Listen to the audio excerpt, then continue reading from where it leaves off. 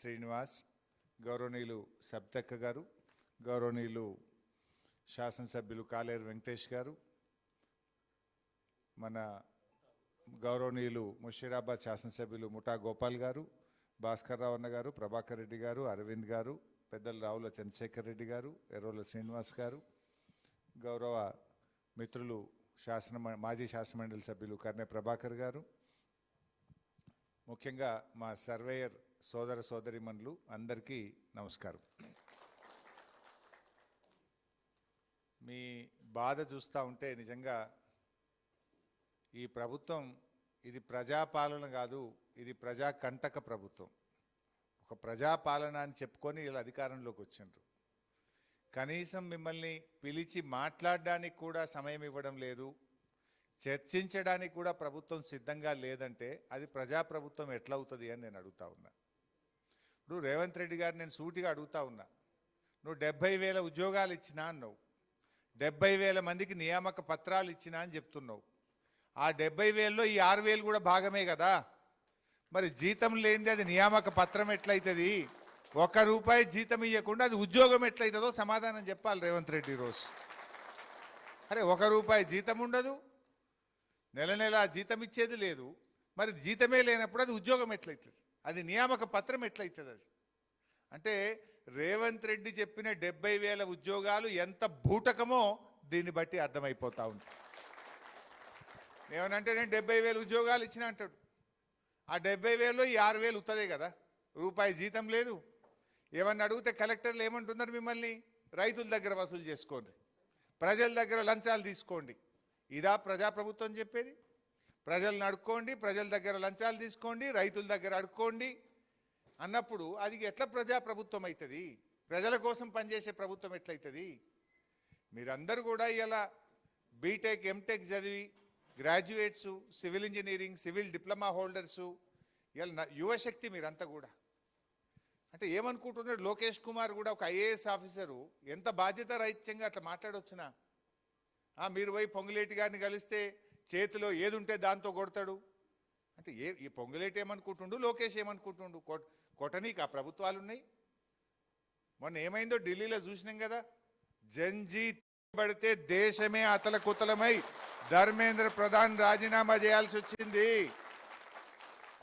ఈ 6,000 మంది యువత తలుచుకుంటే ఏమై ఒక్కసారి ఆలోచించుకోమని రేవంత్ రెడ్డికి పొంగులేటిని హెచ్చరిస్తా ఉన్నా.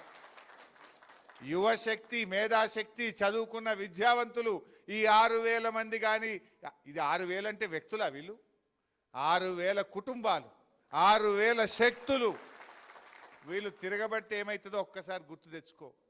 గట్లే పిల్లలు ఈ పిల్లలతో ఏమైందంటే పిల్లలు కాదు చిచ్చర పిడుగులని ఢిల్లీలో చూపించింది. మొత్తం దేశం కదిలింది. మరి 6,000 మంది యువత కదిలితే మరి ఏమవుతుందో ఒక్కసారి ఆలోచించుకోండి. ఆడ ధర్మేంద్ర ప్రధాన్ గట్లే నేను రాజీనామా చెయ్య అంటే యువత కదిలితే దెబ్బకు దయ్యం వదిలినట్టు రాజీనామా చేసి బయటకు వెళ్లాల్సి వచ్చింది. పొంగిలేటి నీకు ఆ పరిస్థితి రాకముందే ఈ పిల్లల్ని చర్చించు, తక్షణమే వారి సమస్యలు పరిష్కరించాలని బీఆర్ఎస్ పార్టీ పక్షాన్ని డిమాండ్ చేస్తూ ఉన్నాం. నువ్వు పరిష్కరించినాక, నువ్వు చర్చించినాక ప్రతిపక్షం దగ్గరికి ఎందుకు పోతారు ప్రజలు? నువ్వు మాట్లాడితే హరీష్ రావు గారి దగ్గరికి ఎందుకు పోతారు, సబితక్క గారి దగ్గరికి ఎందుకు పోతారు, లేదా తెలంగాణ భవన్కు రావాల్సిన అవసరమేంది? ప్రభుత్వం పట్టించుకోనప్పుడే, ప్రభుత్వం నిర్లక్ష్యం చేసినప్పుడే డెఫినెట్గా ప్రతిపక్షం దగ్గరికి పోతారు. ప్రజాస్వామ్యం యొక్క గొప్పతనమే అది. That is the spirit of democracy. ప్రతిపక్షం ఎందుకుంటుంది? ప్రభుత్వం తప్పిదాలు ఎత్తి చూపడానికే ప్రతిపక్షం. ప్రభుత్వం తప్పు చేస్తే మెడలు వంచడానికే ప్రతిపక్షం. ఏ ప్రజలు కష్టాల్లో ఉన్నా, ఏ ప్రజలు ఇబ్బందుల్లో ఉన్నా ఆ ప్రజల గొంతుకుగా పనిచేయడానికే ప్రతిపక్షం ఉంటుంది. ఇక్కడ ఈ 6,000 మంది నిన్న పాపం ధర్నా చేస్తే ఒక్కొక్కరిని ఒక్కొక్క పోలీస్ స్టేషన్ తీసుకుపోయారు. హైదరాబాద్లో ఉండే అన్ని పోలీస్ స్టేషన్లకు తీసుకుపోయినారు. పశువుల్లాగా ఈడ్చుకుపోయినారు. అన్నం కూడా పెట్టకుండా ఈ యువతను ఆగమాగం చేసినటువంటి పరిస్థితి. ఇవాళ అదే ప్రభుత్వం పిలిచి మాట్లాడవచ్చు కదా. ఇవాళ గౌరవనీయులు చిన్నారెడ్డి గారి గురించి తమ్ముడు గొప్పగా చెప్పిండు. చిన్నారెడ్డి గారు ముఖ్యమంత్రి కార్యాలయంలో పనిచేసే ముఖ్యమంత్రి స్పెషల్ సెక్రటరీ శేషాద్రి గారితో మాట్లాడితే స్పీకర్ ఫోన్ ఆన్ చేసిండ్రు.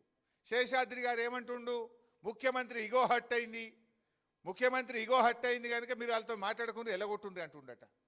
ఇదా సీఎం ఆఫీస్ ఇచ్చే స్పందన? ముఖ్యమంత్రి కార్యాలయం ఈ రకంగా మాట్లాడొచ్చునా? శేషాద్రి గారు నీకు ఇది తగునా అని నేను అడుగుతా ఉన్న శేషాద్రి గారిని. ముఖ్యమంత్రి ఇగో ముఖ్యమా, ప్రజల బాగోగులు ముఖ్యమా? ఎవడి మీద ఇగో? ఈ ప్రజలు ఓట్లేస్తే ఈ ప్రజలు పెట్టిన భిక్ష ముఖ్యమంత్రి పదవి. శేషాద్రి, నీకు వస్తున్న జీతం ఈ ప్రజలు కట్టే పన్నుల నుంచే నువ్వు జీతం తీసుకుంటున్నావు మిస్టర్ శేషాద్రి. ఇలా ప్రజల్ని పట్టుకొని ముఖ్యమంత్రి ఇగో హట్ అయింది. ముఖ్యమంత్రి ఏమన్నా గాల్లకే ఊడిపడ్డా? ఈ ప్రజలు కలిసి పెట్టిన భిక్ష అది.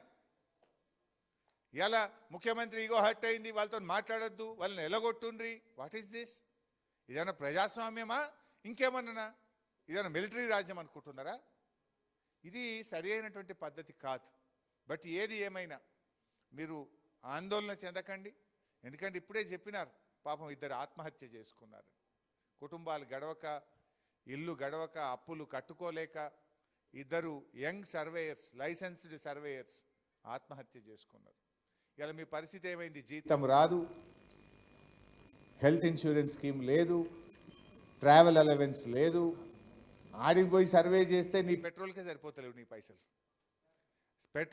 పెట్రోల్కు ఖర్చు ఎక్కువ, సర్వే చేస్తే వచ్చేది తక్కువ.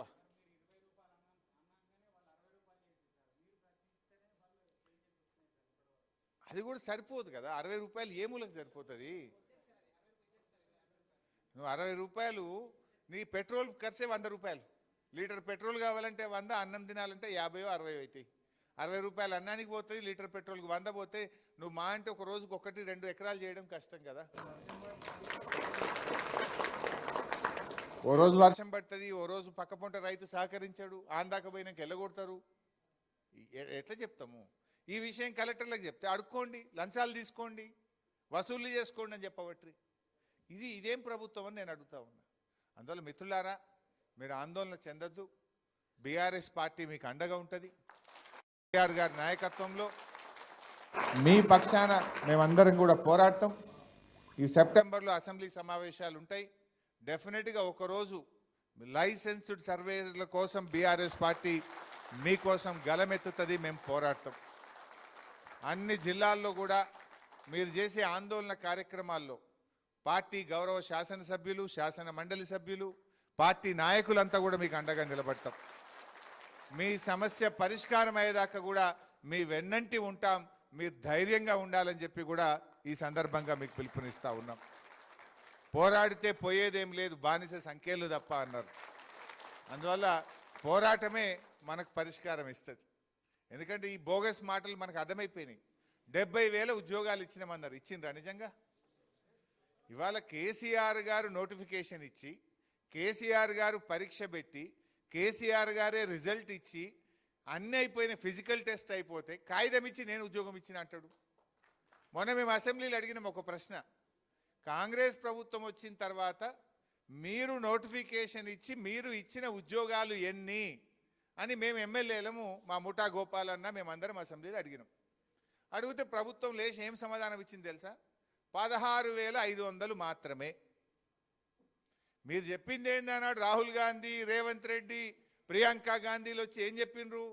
మొదటి ఏడాదిలోనే 2 లక్షల ప్రభుత్వ ఉద్యోగాలు ఇస్తామన్నారు. మొదటి ఏడాదిలో.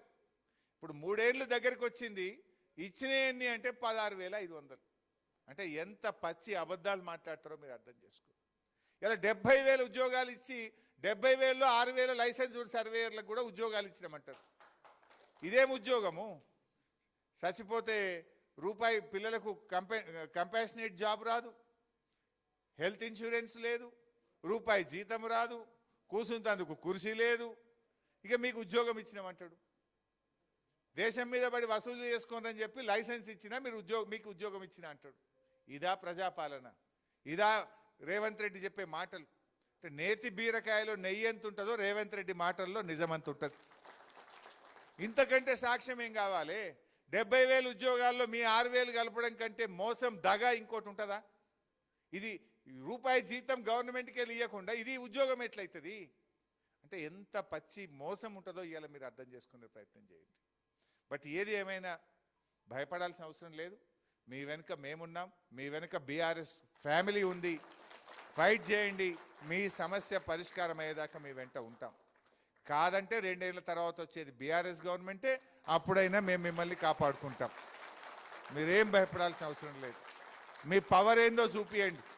సోషల్ మీడియాలో కావచ్చు, మౌత్ టాక్లో కావచ్చు, రేవంత్ రెడ్డికి మా సర్వేయర్ల దెబ్బేందో అర్థమయ్యేటట్టు మీరు గట్టిగా పోరాడండి. మీ వెనుక మేము ఉంటాం.